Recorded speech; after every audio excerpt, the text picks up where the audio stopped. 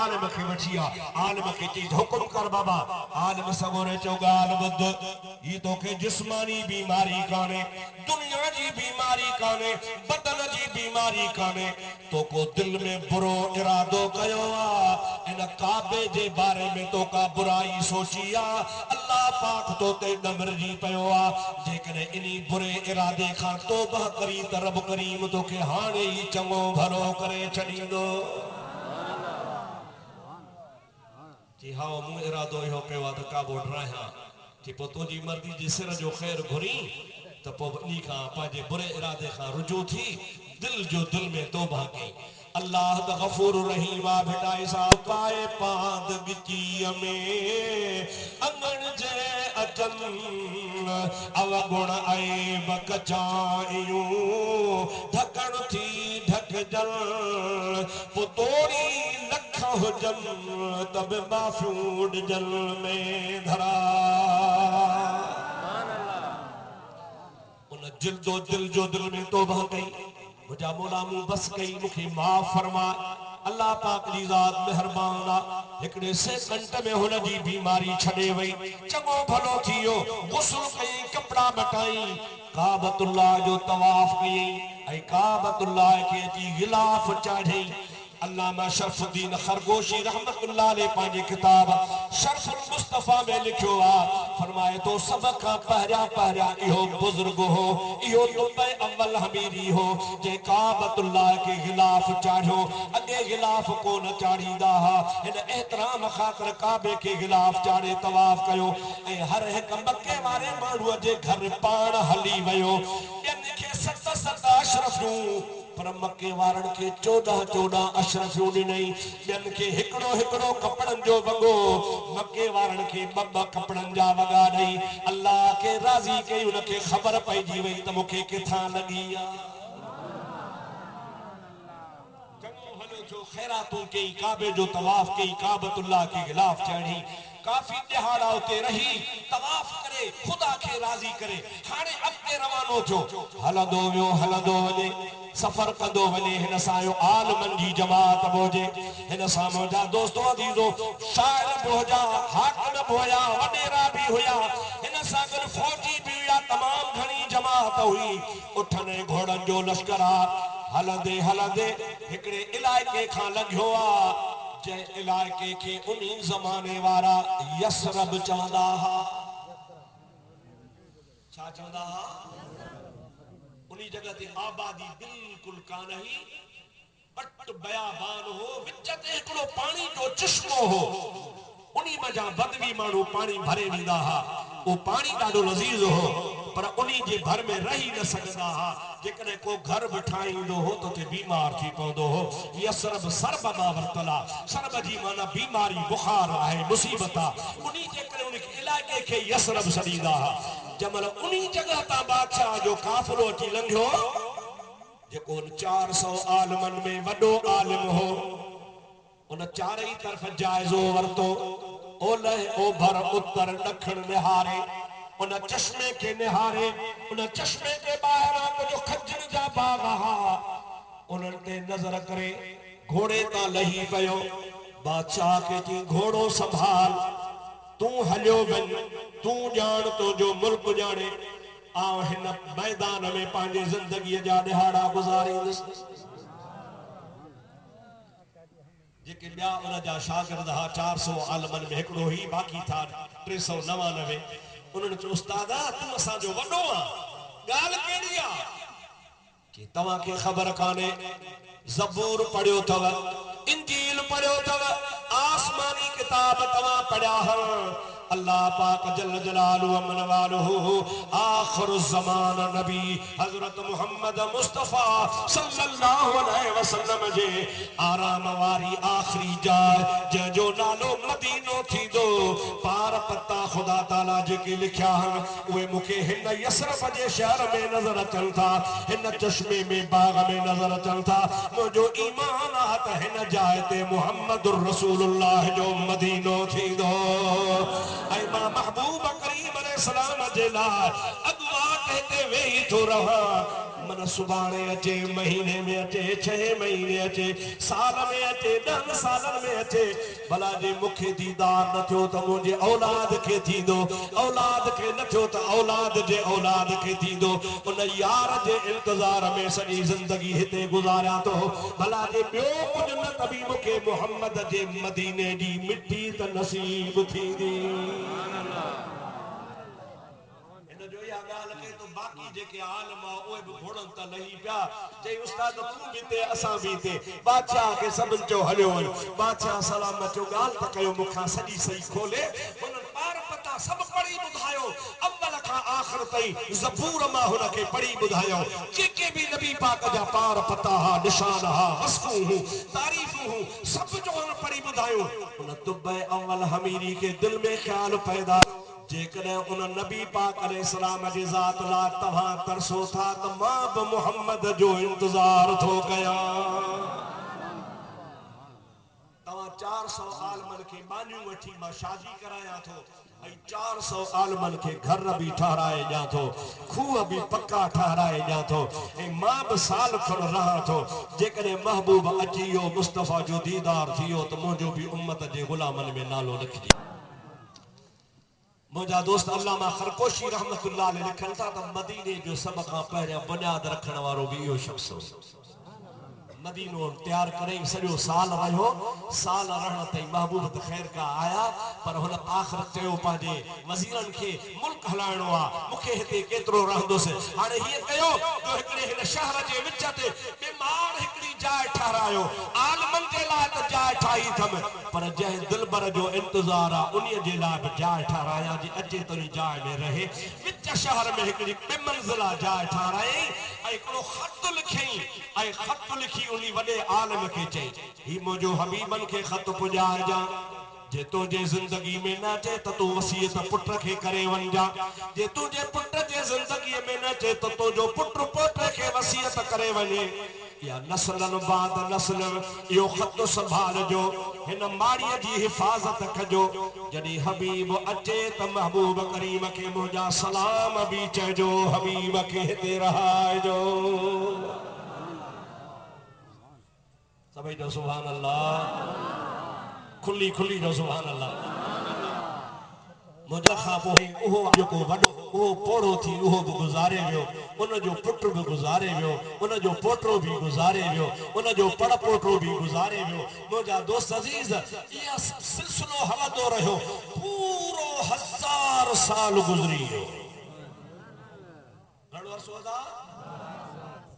जमल 1000 साल पूरो थियो हेॾो मुंहिंजो महबूब मोहम्मद करीम हिजरत करे मक्के मां मदीने आयो कुरान तो फरमाए इज़ अख़रजहुल लज़ीना कफ़रू साने यसनईन इज़ हुमा फिल गार इज़ यक़ूलु लिसाहिबिही ला तहज़न अल्लाह माना मुझे हबीब करीम जी ज़ात बाबरकात के अल्लाह जो अमरा रब जो हुकुमा मुझा महबूब मक्के वारन तो जो कदर को न कयो आ हाने मक्के के रातो रात छड़े अलविदा करे तू मदीने पाक रवानो थी कुर्बान वना मुस्तफा जी ज़ात बाबरकात मुझे हबीब करीम न दुखे सफर में सिद्दीक अकबर के पाण सा खयो मुसा गाड़ी में किताब गड्डा मुखे साईं किबला पीर मोहम्मद अयूब जान सरहदी दामत बरकात मुलालिया फरमायो त हवाले जे ला को किताब जरूर आणजा मां कल गोले हो किताब कढियो ऐं किताब बि शीअन जो आ राफिज़न जो आ छपियो भी ईरान में या पाकिस्तान में भी कोन छपियो आ छपण वारा भी शिया लिखण वारा भी शिया आलिम भी उन्हनि जो आ अल तफसीर अल फुरातुल कूफी जे नाले सां कुरान पाक जो तफसीर लिखियो अथनि ऐं इहो शियत जो 6हीं सदी जो आलिम आ ही अॼुकल्ह 15वीं सदी हले थी अल फुरातुल कूफी उन्हीं पंहिंजे तफसीर में लिखे थो त अली अल मुर्तज़ा खे नबी पाक बिस्तरे ते सुम्हारियो अबू बकर समझो त शायद नबी पाक सॾु जो के त अली से चादर हटाई जे तू अली चई हा जे महबूब किथे आ जे महबूब फलाणे तरफ वियो थी ओ खुद शियो लिखे थो त उनी गार ताईं महबूब करीम जे सफर में मदीने ताईं अबू बकर मुस्तफा सां गॾु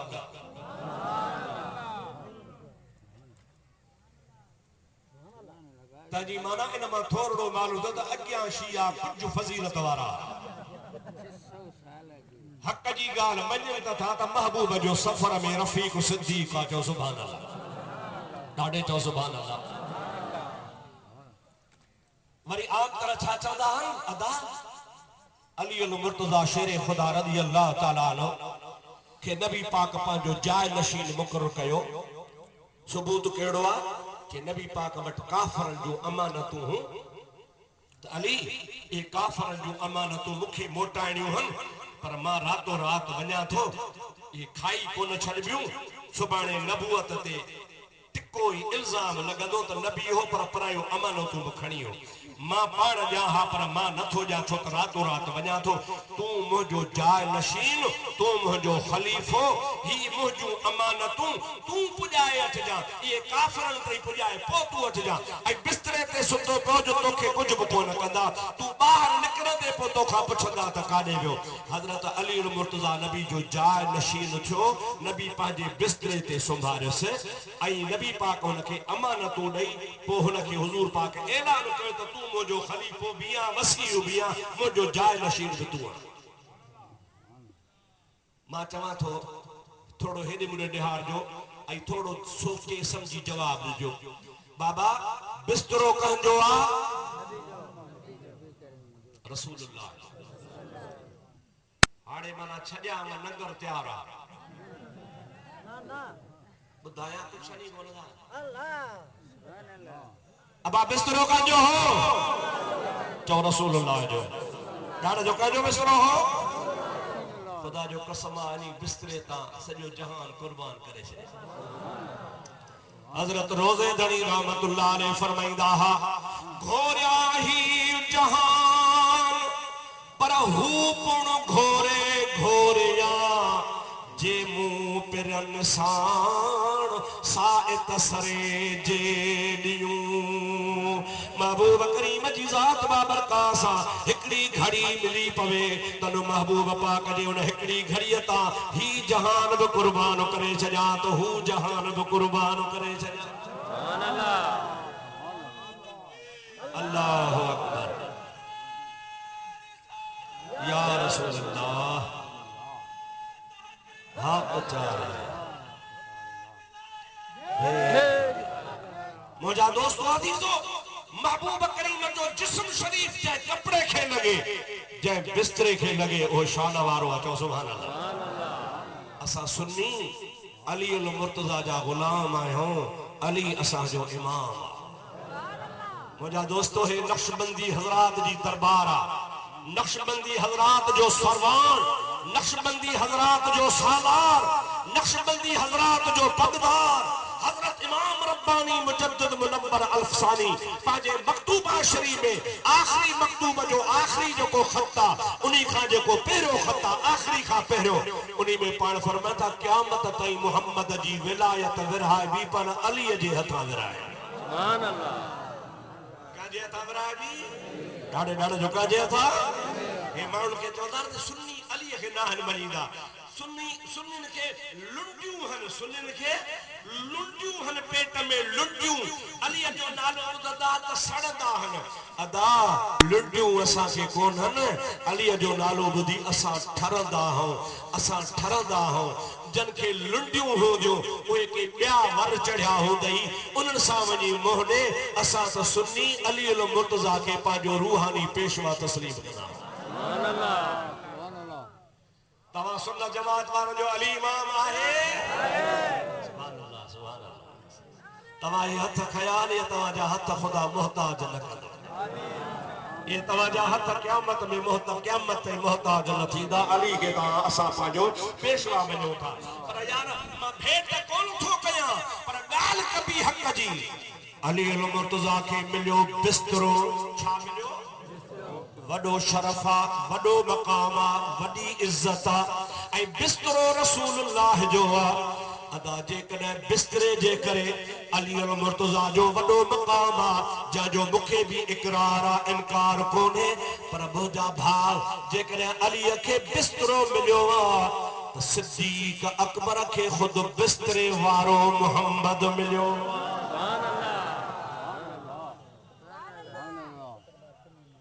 भाव या ना अली से के छा मिलियो रसूलुल्लाह जो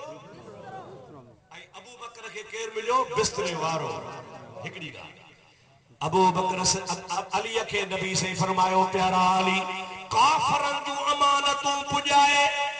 पो तू हिजरत करे अच जा कहजू अमानतूं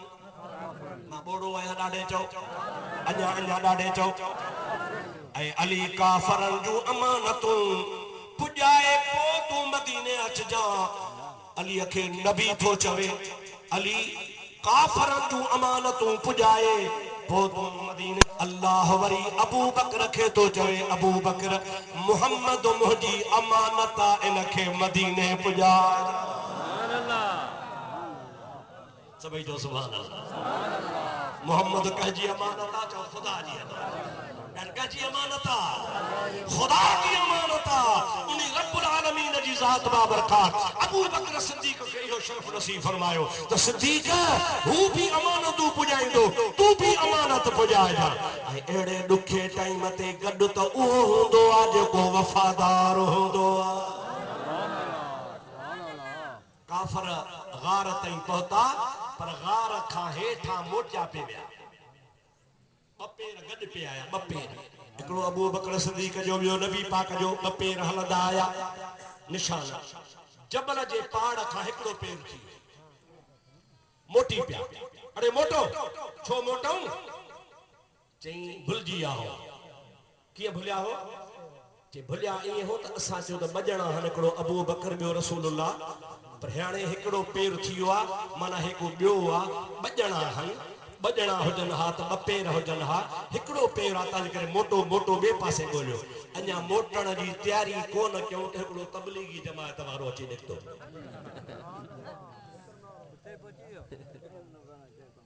जागो था रखो चोलो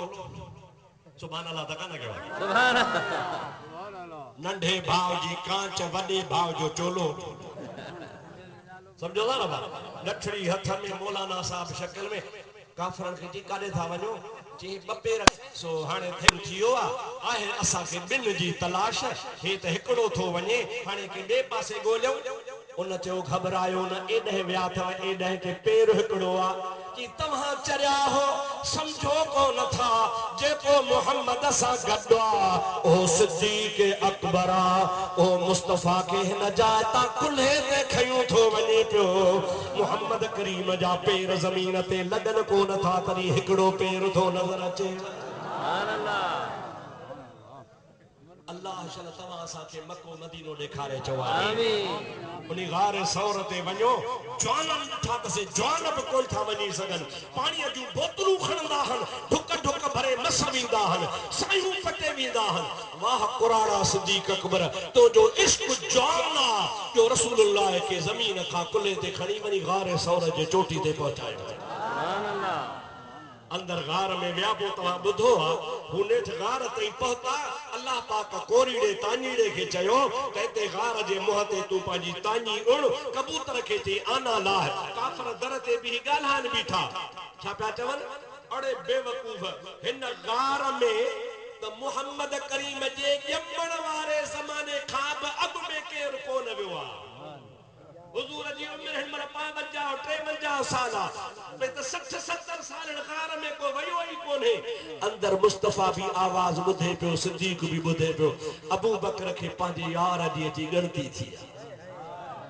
अची परेशानी थी त जेकॾहिं काफर नसीब न वञे पर भी बके न अचे अल्लाह ताला जी ज़ात बाबरकात फरमाए थो साल यसनैल इज़हुमा फिल गार इज़ यक़ूल लिसाहिबिही ला तहज़न इन्नल्लाह मअना बिन ॼणनि मां ॿियो ॼणो पियो पंहिंजे रफ़ीक खे चवे ओ मुंहिंजा महबूब अबू बकर घबराए न इन्नल्लाह मअना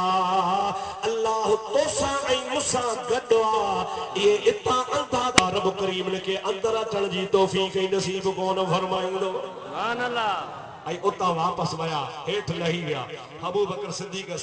इत्मीनान जो साह पटियो हुजूर के जे क़िबला उञ लगी आ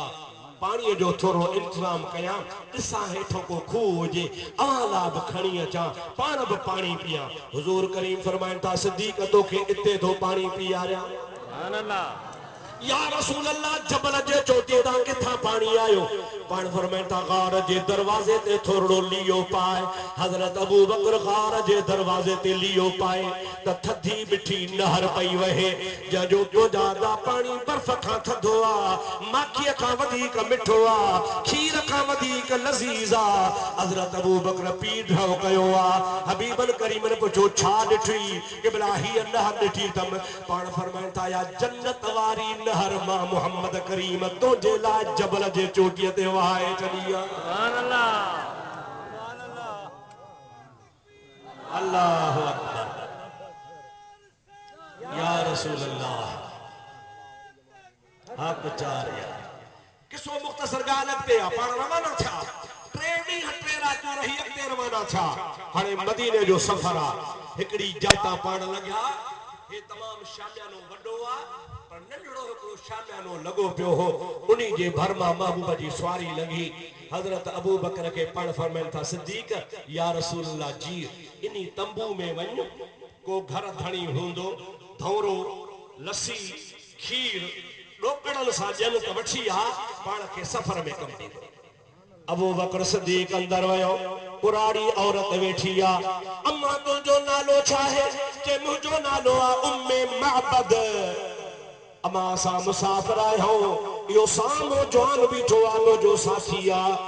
असांखे परे वञणो आ खीर आ त ॾे धौरो आ त ॾे लस्सी आ त ॾे पंहिंजा पैसा वठ माई थी चए अबा असां भाॻिया माण्हू आहियूं खीर विकिणंदा कोन आहियूं हिन महिल मुंहिंजो पुटड़ो बकरियूं काहे वियो आहे इन जे करे शाम ईंदो जेतिरो खीर हूंदो ॾींदासीं फ़िलहाल कोन्हे हिकिड़ी बकरी बीमार पई हुई अम्मा इन्हीअ मां भला खीर कढी ॾे अबा इहा हलण जहिड़ी कान्हे का धण में वञण जहिड़ी कान्हे 8 ॾींहं थी विया अथसि न का खाए थी न का पीए थी भाॻिया माण्हू चऊं था त मन बची पवे हुन जा ओह बोह सुकी विया आहिनि अबू बकर मोटी अची रसूलुल्लाह सां ॻाल्हि कई हुज़ूर करीम फरमाइनि था न कुराड़ीअ खे वरी वञी चओ तूं असांखे मोकल ॾे त इन बीमार बकरीअ मां खीर असां था कढूं वरी जो मोटी आयो माई उम्मे माबद तॾहिं त हेरी रुॾो मां ॾिसणो वासणो सेबतो ॻाल्हियूं त कहिड़ियूं थो करे जेका हलण खां आज़र था 8 ॾियारा जे गरो न खाधो पीतो आहे उहा खीर किथां ॾींदी एसी ताईं मुंहिंजो हबीब हली आया हबीबन करीमन खे माईअ ॾिठो ॾिसी चई भला मुंहिंजे तरफ़ खां इजाज़त आहे फमसहू बियदिहिल मुबारका हुज़ूर करीम पंहिंजो बरकत वारो हथ घुमायो बकरी उथी बीही रही ओगर वराइण शुरू करे ॾिनई टबूं खणी टे ॾई ओह हुन जो खीर सां भरजी वञी ज़मीन सां लॻो आहे हुज़ूर इशारो फरमायो माई सगोरी थांव खणी आ माई थांव में ॾोहंदी वञे भरींदी वञे थांव में ॾोहंदी वञे भरींदी वञे तां त समूरा थांव भरजी विया दिला खीर जा पाणीअ सां भरजी खीर जा भरजी विया अटे वारा थांव बि पलटाए कपिड़े में उहे बि खीर सां भरजी विया माई हैरान थी वई जमल माई अजीब रंग ॾिठो आहे ॾिठे त सभु थांव भरजी विया हुज़ूर ॾे निहारे चवे थी अब्बा सच ॿुधाए तूं मुहम्मद त नाहे मां सम्झां थी तूं मुहम्मद करीम आहे ॻाल्हि पियो लिकाई त असां मुसाफ़िर आहियूं अबू बकर सिद्दीक़ चए थो कुराड़ी सच सुञातो थी हो बराबर मुहम्मद रसूलुल्लाह सभई चओ सुभान अल्लाह ॾाढे चओ सुभान अल्लाह महबूबन करीमन खे चई किबला अॼु माड़ ते मींहुं वठो आहे अॼु मूं मिस्कीन ते तो महिरबानी कई आहे बहानो कयो थी खीर जो पर अॼु मूं ग़रीब जे घर खे आबाद करण आयो आहे या रसूल अल्लाह जीअं मुंहिंजो घर खीर सां भरियो थी हाणे हिन मुंहिंजे दिलि खे ईमान सां बि भर पाण फरमाइनि था पढ़ ला इलाहा इल्लल्लाह ला इलाहा इल्लल्लाह मुहम्मदुर रसूलुल्लाह सभई तो सल्लल्लाहु अलैहि वसल्लम जोर सां जो सल्लल्लाहु अलैहि वसल्लम खुली खुली चो सल्लल्लाहु सबे जो सल्लल्लाहु अलैहि या रसूल अल्लाह व सल्लम अलैका या हबीब अल्लाह। पाण उनी माईअ जे खीर मां थोरो वापरायो, कुछ हज़रत अबू बकर के पियारो, बियो जो दलील राह हो उन्हीं के भी कुछ ॾिनो, सॼो खीर सां घर भरे पाण रवाना थिया। माई मस्त लगी बैठी आ, जंहिंखे दिलबर जो दीदार थियो हूंदो तंहिंखे अहिड़ा नीह जा नशा चढ़ी आ जो सुभान अल्लाह। शाम थी उन माई जो पुट खीर जंहिंमहिल घर जे वेझो आहे त वॾी सॾ कई, ओ अम्मा, ओ जी जी अम्मा, जी पुट अम्मा अज जबल में मुखे गाह मिली वियो, बकरन के जूई चारी थम, ॾाढो ढो कयो थम, वॾो जेको किंगर आ न वो वॾो किंगर खणी आ त खीर जो भरे अगे सदाई मयारू ॾींदी है त बकरन के कोन थो चारी। मुंहिंजा दोस्तो अजीजो माई चयो अबा हलिया को बि थाव खाली कोने, सॼो मुल्क खीर लॻो पियो आहे, पर माई ॻाल्हि लिकाए पई इन भव में त महबूब करीम अलैहिस्सलाम के अलाए मञे अलाए न काफरन जो शोर लगो पियो आ। हबीब रस्ते में वञन था, मता हिन खे का दिल में बेईमानी हुजे, मां खे चई अम्मा भला ॾे ख़बर किथां खीर आयो, जी अबा हेड़न हेड़न आरन पारन वारा बजणा जौन हा, ॿई सोना हा, पर हिकिड़ो त सिज चंड खां भी वधीक हसीन हो। सॼो किसो करे ॿुधाई, बकरीअ खे हथ घुमायो, बकरी त चङी भली थी आ, पर सॼो घर जो खीर सां थांव भरजी विया, अञा बकरी संगी। हदीस पाक में उन नौजवान खां रड़ निकरी वई, चई अम्मा सुञातुई अलाए कोन इहो त मुंहिंजो मिठो मोहम्मद करीम हो। इन हबीब करीम जी सात बाबरकात वट तोखां लिकी लिकी बकरियूं वारे हिकिड़े कार में मां सॼो ॾींहुं वारे छॾींदोसि। हबीब जो हदीसूं ॿुधी शाम जो मोटंदोसि, बकरियूं बुखायल हूंदियूं तूं मारू कढंदी हुई, पर जो मोहम्मद करीम सभु मयारूं लाहे थो जो मुंहिंजो खीर सां घर भरे वञनि था। माईअ खे पक थी पुट खे चइबा मुबारक हुजई, जे तूं अॻे ई मुस्लमान आ त मां बि फाते ईंदो आंदो मुंहिंजे हबीब जो काफ़िलो जॾहिं मदीने पहुतो, चओ सुभान अल्लाह, ॾाढे चओ सुभान अल्लाह, खुली खुली चओ सुभान अल्लाह।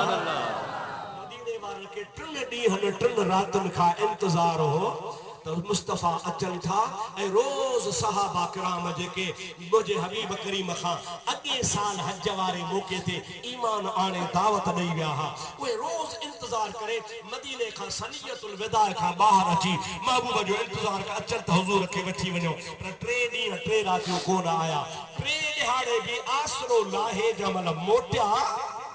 हिकिड़ो यहूदी बि रोज़ जबल ते चढ़ी ॾिसंदो त मुस्लमान जो नबी ॾिसां त सही। 3 ॾिहाड़े जमल आसरो लाहे ख़ाली मोटिया, ऐं हेॾो मुंहिंजे महबूब जी सवारी ज़ाहिर थी। चओ सुभान अल्लाह, वाह वाह। मुसलमान हलिया विया, फसाहल यहूदी, यहूदी वठी सॾ कया, वठी रड़ियूं कई, ओ मुसलमानो तव्हांजो नबी अचियो अचियो अचियो, जंहिंजे कन अचियो जवान बापोड़ वारियूं ऐं शादीशुदा नंढड़ा ॿार सभु जो सभु निकिरी पिया, ऐं रुगो ख़ाली कोन निकिता, चवनि पिया तल अल बद्र अलैना मिन सनियातिल वदाई वजब शुक्र अलैना मादा लिल्लाह दाई। माना ॿुधाया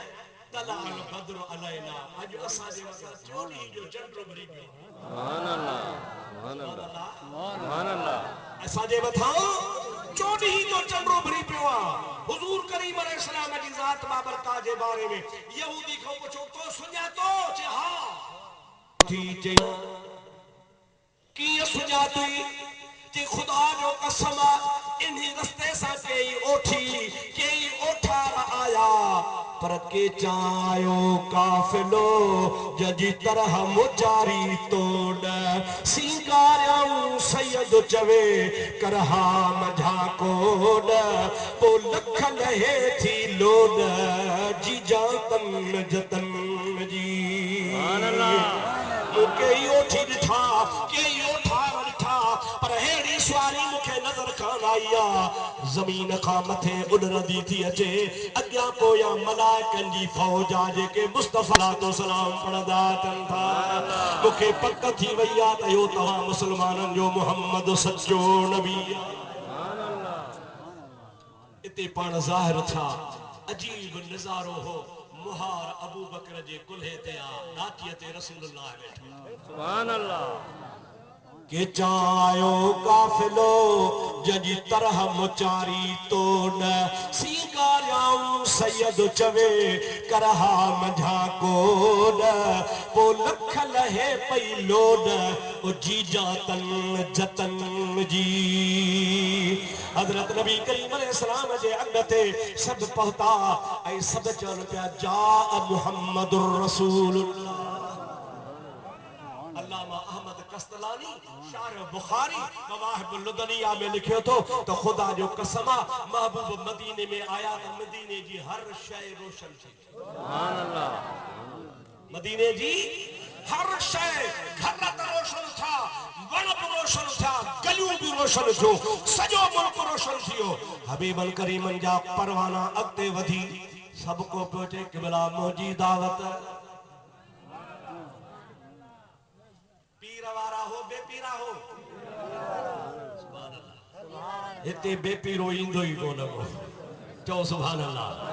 ॾाढे चो सुभान अल्लाह हाणे आयो पीर वारा पर मां हिकड़ी दुआ कयां अल्लाह करे को सवलो पीर हथ अचेव आमीन त कयो ॾाढे आमीन कयो मुंहिंजा दोस्तो अजीजो हबीबल करीमल जी ज़ात ला सबन चाहियो अव्हां जो मुर्शिद अचे हर मुरीद चौंदो आ त मुर्शिद साईं मूं वटि अचे सुभान अल्लाह ॿियो चौंदो न मूं वटि अचे टियों चौंदो न मूं वटि अचे सच्चो मुरीद चौंदो आ त मुंहिंजे आंगण ते अचे अॼु हर हिक जी ख्वाहिश आ त महबूब करीम अलैहिस्सलाम मुंहिंजे घर महिमान अचनि हुजूर करीम खे सभिनी जॾहिं अर्ज़ु कयो त हुजूर करीम खे त ख़ुदा ग़ैब जो इल्म ॾिनो हो महबूब करीम फरमाते 200-300 माण्हू आहिनि हिकिड़े ॾे वेंदुसि त ॿियो ॾुख कंदो ॿिए ॾे वेंदुसि त टियों ॾुख कंदो फलाणे खे तरजीह ॾिनई मूंॾे न आयो ॾुखाइणो कंहिंखे कोन्हे हिकु ॻाल्हि ॿी ॻाल्हि में मुंहिंजे हबीब खे ख़बर आ त हे मदीने वारा अॼु मूंखे दावत ॾियनि था मां मुहम्मद त उन्हीअ जी दावत खावां जंहिं 1000 साल अॻे दावत तैयार कई आ सुभान अल्लाह वाह केड़ी दावत याद आ माशाअल्लाह समझो था सुनो समझो भी था बुधो भी था हाने पक थी वई उहा जेका तुपे अव्वल हमीरी वारी 1000 साल अॻु में दावत तैयार हुई महबूब चयो त मां उन्हीअ जी दावत खावां हुजूर करीम फरमाए था खल्लूहा मुंहिंजी डाचीअ जी मुहार छॾे ॾियो आओ हिन ॾे वञा त हू ॾुख कंदो हुन ॾे वञा त हू ॾुख कंदो हाणे मुंहिंजी डाचीअ जी मुहार छॾे ॾियो अॼु डाची जंहिंजे घर वेहंदी मां मोहम्मद उन्हीअ जो महिमान सुभान अल्लाह सब कहीं सोचो 400 किलोमीटर मक्के खां मदीने जा डाची कया हल उञायला बुखायला थकला गाह ॾिसंदी त डोरी ईंदी सब कहीं हा तमन्ना ठाही त भॼी वञी पंहिंजे घरनि जे दर ते था बीहूं ऐं डाचीअ खे गाह ॾेखारींदासीं पोइ गाह ॾिसी डाची ईंदी त रसूलुल्लाह बि असांजो महिमान थींदो पर रसूल करीम खे त ग़ैब जो इल्म आ पर मुस्तफ़ा जे बरकत सां डाचीअ खे बि ग़ैब जी ख़बर आ उहा बि ॼाणे पई त मुहम्मद कहजो महिमान ये घटन मजा पकड़ खाईंदी चक्कर खाईंदी घुमंदी फिरंदी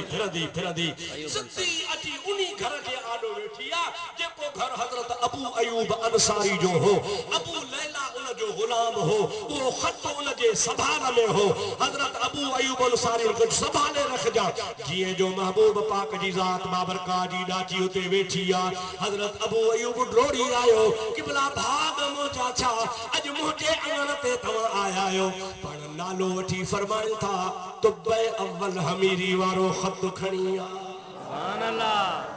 अबू लैला डोड़ंदो आयो, अबू लैला का जो अंत अबू लैला, तू अबू लैला आही जे हाओ या रसूल अल्लाह। पाण फरमान था तो वट जेका मुझे मुसलमान उम्मती जी जे 1000 साल अग में मुते ईमान आंदो आ, अमानत वारी खत जेड़ी सूरत में पईया जल्दी खड हुजूर करीम जे आडो खोलई, उन में लिखियो रहमत मिन हमीरी दर रसूल अल्लाह।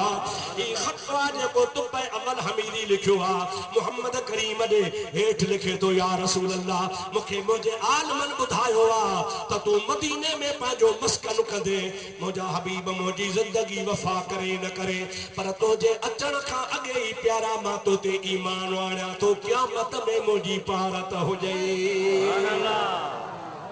हुजूर करीम अलैहिस्सलाम जन फरमाया था सभई शाहिद हो जो जाथे मां बी उम्मत जी शफाअत कंदुसि तुब्बे अव्वल हमीरी की भी मां खां वठी जन्नत में दाखिल फरमा। सुभान अल्लाह। अब महबूब जे आमद जी खुशी आहे या ना है? मां इहो जिक्र इनी जे करे कयो, असां त मीलाद खां पोइ खुशी मल्हायूं था, महबूब जे आमद ते खुश थियूं था। महबूब तजा आयो ही कोने त 1000 साल अॻु ई मुस्तफा जो खुशो लॻियो पियो हुयो। सुभान अल्लाह। ऐं खुश उहो थींदो जंहिंखे फ़ाइदो आहे, चओ जंहिंखे ॻाढ़ जो जंहिंखे अल्हम्दुलिल्लाह अहले सुन्नत अल जमात खे फ़ाइदो आहे। ऐं अहिड़ो फ़ाइदो आहे, अहिड़ो फ़ाइदो आहे, असीं था चऊं ख़ुदा करे असांखे त नसीब आहे, पर असांजे आल औलाद खे बि नसीब आहे। असांजा बचड़ा, असांजो ख़ानदान, असांजो नस्ल दर नस्ल नबी करीम सल्लल्लाहु अलैहि वसल्लम जे ज़ात बाबरकात जे हुस्न में मुंहिंजा दोस्त रहंदो रहे। पर पंहिंजो अक़ीदो ईमान मज़बूत कजो, पंहिंजे अक़ीदे ऐं ईमान में खलल न आणिजो। तव्हांजे मुल्क में सुभान अल्लाह साईं मोहम्मद याकूब जान फरमास सब चो सबसे आला औला हमारा नबी। सुभान अल्लाह। ॾाढी सुठी अथव, खुशी कंहिंखे आहे जेको चवे हमारा नबी। खुशी कंहिंखे आहे बाबा जेको छा चवे सबसे आला औला हमारा नबी, दोनों आलम का दूल्हा हमारा नबी, दोनों आलम का दूल्हा हमारा खल्क से औलिया, औलिया से रसूल। तो आम मखलूक में शान वारा हन खुदा जा वली है। चो आम मखलूक में केर शान वारा? खल्क से औलिया, औलिया से रसूल, खल्क से औलिया, औलिया से रसूल, पर रसूलों से आला हमारा नबी, पर रसूलों से आला हमारा नबी, सबसे आला औला हमारा नबी। अल्लाह ताला शर तवां असांखे वहाबन खां, शियन खां, कादियान खां बचाए जवामी। ये सब दीन जा दुश्मन अथव। सुन्नी थी रहो, महबूब जा आशिक थी रहो, महबूब जे सहाबा किराम ऐं महबूब जे अहल बैत ऐं महबूब जे उम्मत जे वलियन जी दामन में हथ विझो, इंशाअल्लाह ताला बेड़ा तरी पवंदा। बद मज़हब दुनिया में तमाम घणा हन, घणा ही घणा फिरका नवा, के फिरका के फिरकियूं, के टोला के टोलियूं की पैदा थी पिया हन। सुन्नी न तू टोलो वा न टोली आ, न फिरको वा न फिरकी किया तो मोहम्मद जी जमात सुभान अल्लाह। यदुल्लाह अलल जमाअह। मुझे हबीब करीम फरमायो अल्लाह जो जमात जे मथा हथा अल्हम्दुलिल्लाह मोहम्मदी जमात इंशाअल्लाह तवां जो असा जो औलिया अल्लाह जे दामन में हथा अल्लाह जो करोड़ रहमतू हुजन हजरत ख्वाजा आका पीर मोहम्मद इब्राहिम जान सरगंदी रहमतुल्लाह ताला अलैह जे मज़ार पुन अरवार ते जेको अल्लाह जो बानो मोजा दोस्त ही चोडी शरीफ जो बुनियाद रखियो जो हर साल वधे आमीन। आई मां सादो त हज़ारे माण्हू आहिनि जा जा कटियल कल्ब साफ़ थी था वञनि पिया इएं खणी सम्झिजे बैटरी चार्ज कबी आहे अवां मोबाइल चार्ज कंदा हो बैटरियूं चार्ज थींदियूं आहिनि हे गुलज़ार खलील में 12 महीने बैटरी चार्ज थींदी आहे 12 महीना कब हली वेंदो आहे। सुभान अल्लाह।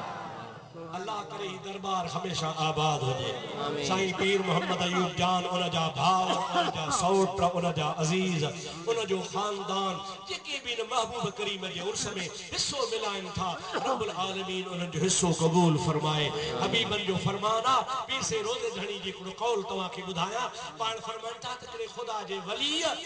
नबी पाक जो ख्वाब में दीदार कयो चो सुभान अल्लाह। सुभान अल्लाह। अल्लाह करे पान के दीदार थे आमीन। पीर से रोज़े वारा फरमाइन था उन वलीउल्लाह के नबी पाक जो दीदार थियो उन वली हुजूर के अर्ज को या रसूल अल्लाह असा उर्स कंदा हूं मीलाद कंदा हूं ए मुला असा के झलीदा हन भला या रसूल अल्लाह कजे या न कजे तवा बुधायो। कामिल वली रोज़े धणी जोड़ो तो फरमाए त महबूबन करीम ने जवाब दिनो मन फरह बिना फरहना बिही